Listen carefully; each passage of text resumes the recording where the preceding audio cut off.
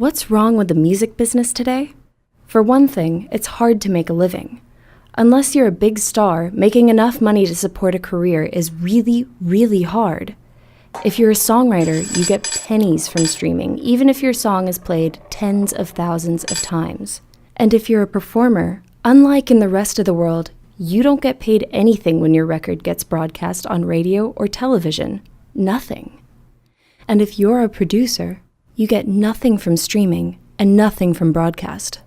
And if that's not bad enough, the video websites that stream our music billions of times a day are paying almost nothing for it to any of us.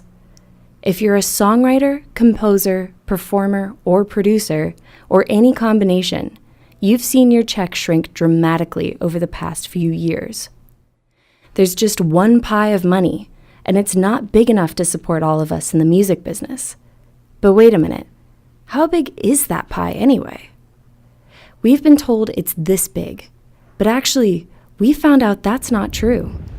It's actually this big. So where's the rest of the pie going, and why is it so hard to find out? Make no mistake, a tremendous amount of money is staying in the pockets of the giant tech companies that appropriate the value of our music to sell advertising and gather data. They pay us outrageously low rates, profit from the illegal use of our music, and make it impossible for us to find out just how much money our music is generating. That has to change. But there's also a lot of money being made by giant, vertically integrated music corporations that own or administer the rights to our music. You see, those corporations have found ways to earn boatloads of money, but keep it for themselves instead of paying us our share. For instance, a music company might make a deal with a streaming service to play records and songs owned or controlled by the music company.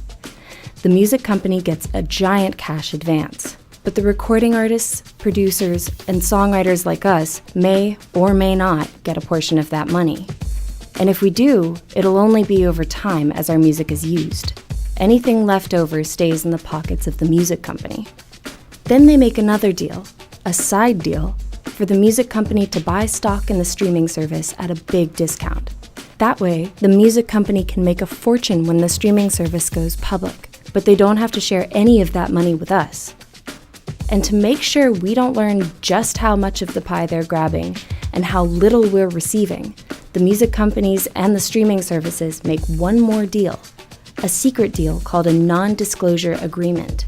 That means no one is allowed to talk about or see any of these deals ever, a complete lack of transparency. So how big is that pie again?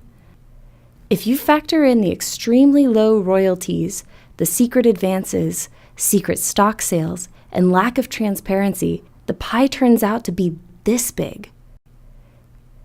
We want America to have a healthy music-creating community and a strong music business. So we're coming together to make sure we're all getting our fair share of the whole pie. We're the creators, makers, and performers who make the whole music business possible. We support changes in the copyright law recommended by the Copyright Office, and we're fighting for our rights and for a stronger music business for all. Come join us for music's future.